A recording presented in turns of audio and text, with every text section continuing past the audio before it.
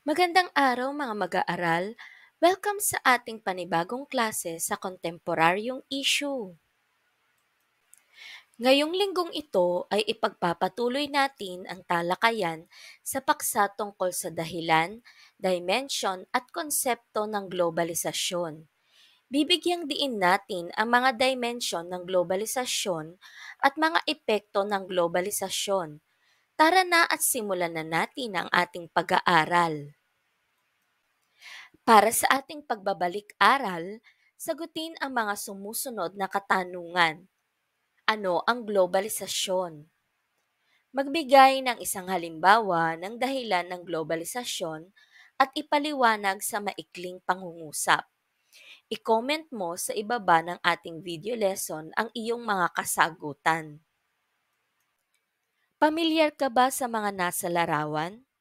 Paano nakakaapekto ang mga ito sa iyong pamumuhay sa kasalukuyan? Paki-comment mo naman ang iyong sagot sa ibaba ng video. Natalakay natin sa una nating aralin na malaki ang naidulot na pagbabago ng globalisasyon hindi lamang sa ating bansa maging sa buong mundo.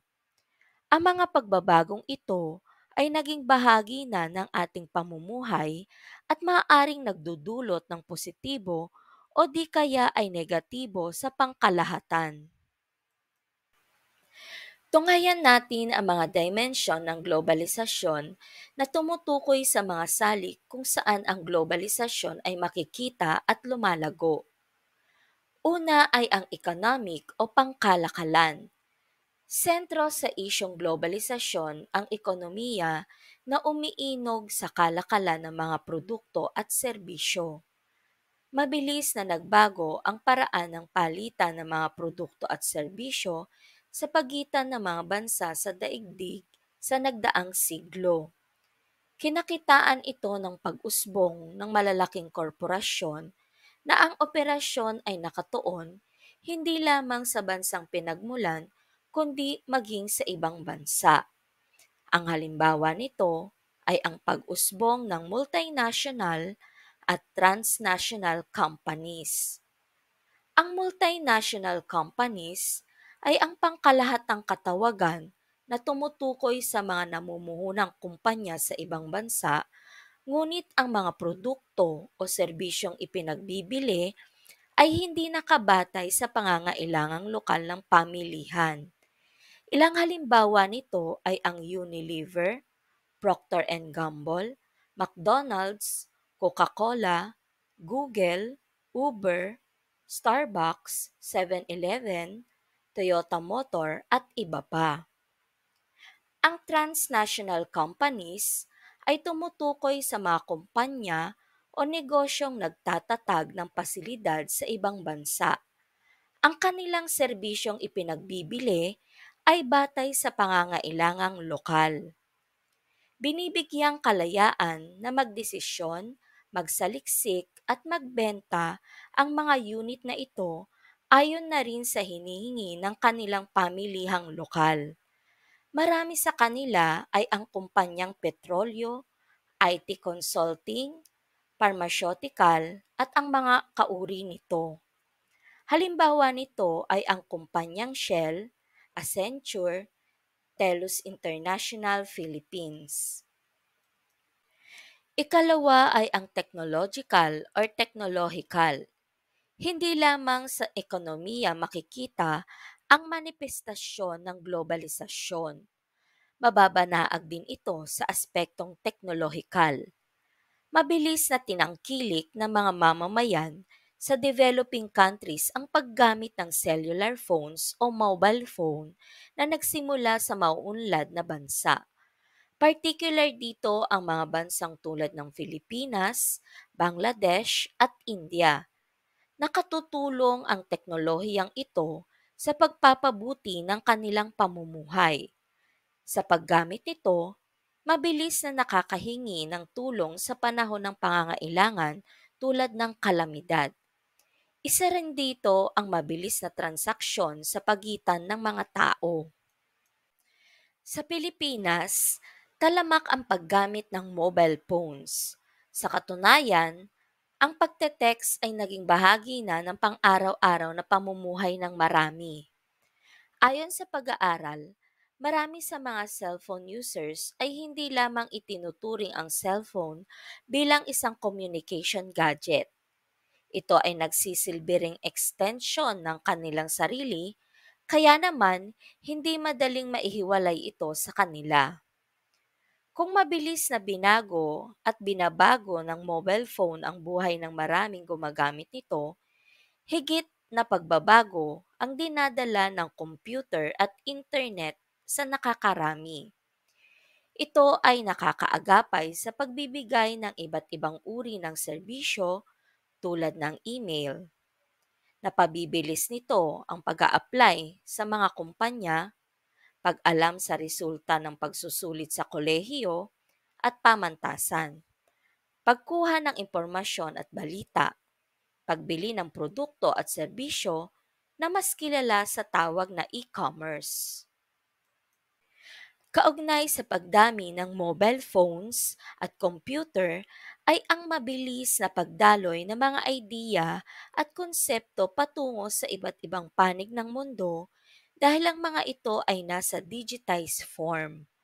Ang mga ideyang ito ay nakapaloob sa iba't ibang anyo tulad ng musika, pelikula, videos, larawan, e-books at iba pa na makikita sa iba't ibang social networking sites at service provider. Ang mga sikat na awitin, pelikula, palabas sa telebisyon, viral videos at pictures, hashtags, memes at mga tulad nito ay ilan lamang sa mga mabilis na kinukonsumo gamit ang electronic device na may internet access. Kalakip nito ang pagtangkilik sa mga ideyang nagmumula sa ibang bansa, partikular ang mga nagmumula sa United States. Sa kasalukuyan, dama rin sa Pilipinas ang impluensyang kultural ng Koreans sa anyo ng pop culture dahil sa mga sikat na pelikula, Korean novela, K-pop culture at mga kauri nito. Ang lakas ng impluensya ng mga nabanggit ay makikita sa pananamit, pagsasalita, at pakikisalamuha ng maraming kabataang Pilipino sa kasalukuyan. Kasabay ng paglaganap ng globalisasyong ekonomikal at sosyo-kultural ay ang paglakas ng globalisasyong politikal. Globalisasyong politikal na maituturing ang mabilisang ugnayan sa pagitan ng mga bansa, samahang rehiyonal, at maging ng pandaigdigang organisasyon na kinakatawan ng kani-kanilang pamahalaan. Tulad ng nabanggit sa unang bahagi ng aralin, ang mga kasunduang bilateral at multilateral sa pagitan ng mga bansa ay nagbigay daan sa epektibo at epesyenteng ugnayan ng mga bansa na nagdulot naman ng mabilis na palitan ng mga produkto, idea, kahusayang teknikal at maging ng migrasyon sa kani-kanilang mamamayan. Ang ugnayang diplomatiko ng Pilipinas sa Australia, China, Japan, South Korea, Thailand, US at iba pang mga bansa ay nagdala ng mga oportunidad na pang-ekonomiko at pangkultural sa magkabilang panig. Sa Timog Silangang Asya naman, halimbawa, kinakitaan ang mga bansang miyembro ng Association of Southeast Asian Nations o ASEAN ng mas maigting na ugnayan sa nagdaang mga taon na isa sa nagbigay daan sa mabilis na pag-angat ng ekonomiya ng rehiyon. At panghuli ay ang dimensyong environmental o pangkapaligiran. Ang kapaligiran ay isa sa mga pinaka-naapektuhan ng globalisasyon dahil sa pag-unlad ng pang-industriyal ng ekonomiya. Habang umuunlad ang industriya ng isang bansa, ay may malaking epekto ito sa kanyang kapaligiran. Naniniwala ka ba na ang kapalit ng kaunlaran ay ang pagkasira ng kanyang kalikasan? Ano ang iyong opinyon ukol dito? Nabanggit natin sa unang bahagi ng ating aralin na ang globalisasyon ay nagbigay ng malaking pagbabago sa ating pamumuhay at ang mga pagbabagong ito ay maaring positibo o di kaya naman ay negatibo. Isa-isahin natin ang ilan sa mga positibong epekto ng globalisasyon. Sa pamamagitan ng globalisasyon, nagkakaroon ng pagkakasundo ang mga bansa ukol sa kalagayan ng kalikasan. Dahil hindi na nga maitatanggi na habang umuunlad ang mga bansa ay dumadami rin ang suliraning pangkapaligiran. Upang makagawa ng maraming produkto ang industriya, ay nangangailangan naman ito ng maraming hilaw na sangkap na kinukuha sa kalikasan. Upang hindi tuluyang masira ang ating kapaligiran, ay isinusulong ng mga samahan ng mga bansa ang pangangalaga ng mga likas na yaman sa kanilang rehiyon, gaya na lamang sa mga bansang kasapi ng ASEAN. Dahil sa globalisasyon, maraming trabaho at oportunidad ang nalilikha na nagiging dahilan ng pag-unlad ng ekonomiya ng iba't ibang mga bansa. Isang halimbawa nito ay ang pagbibigay ng pagkakataon sa mga Filipino na magtrabaho sa ibang bansa at makapagbigay ng magandang buhay sa kanilang mga pamilya. Sila ang mga makabagong bayani ng ating panahon. Ang mga OFW o ang Overseas Filipino Workers ay nagbibigay ng malaking ambag sa ating ekonomiya. Mabilis ang paglago ng teknolohiya na malaki ang naitutulong sa pag-unlad ng lipunan sa iba't ibang bansa. Katulad nga ng ating nabanggit kanina, ang teknolohiya ay nagbigay daan sa atin upang maging mulat sa mga nangyayari sa iba't ibang panig ng mundo. Naging posible ang komunikasyon sa malalayong lugar at umunlad ang ating ekonomiya dahil sa paggamit ng mga makabagong teknolohiya. Kung merong positibo ay meron din namang negatibong dulot ang globalisasyon. Isa-isahin natin. Dahil sa malawak na sakop ng sektor ng kalakalan, nagkakaroon ng problema sa ekonomiya sa iba't ibang bansa, lalo na ang mga nasa may hirap na bansa. Ang mga mayayamang kapitalistang bansa ay lalong yumayaman sapagkat sila ang nakikinabang ng malaki sa mga negosyong ipinatatayo nila sa mga bansang ito. Halimbawa, ang mga Filipinong nagtatrabaho dito sa ating bansa na nagtatrabaho sa mga dayuhang kumpanya ay nakakatanggap lamang ng mababang pasahod. Isa pa rin sa halimbawa ay ang pagtangkilik sa mga imported na produkto kesa sa mga produktong lokal na siya namang hindi maganda para sa ating ekonomiya. Dahil sa problemang pang-ekonomiya, nagkakaroon ng malaking agwat sa ekonomiya ng iba't ibang bansa.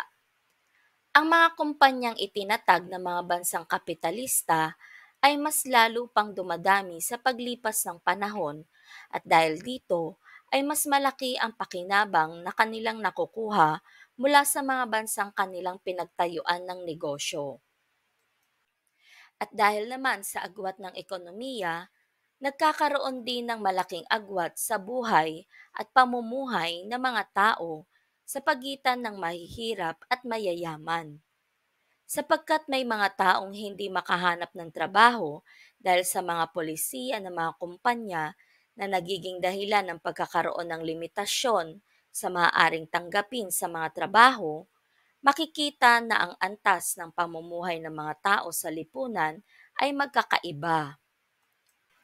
Sa iyong palagay, ano ang mas matimbang na epekto ng globalisasyon? Ang positibo o ang negatibo? At para sa inyong gawain, tukuyin ang mabuti at di mabuting dulot ng mga sumusunod na konsepto.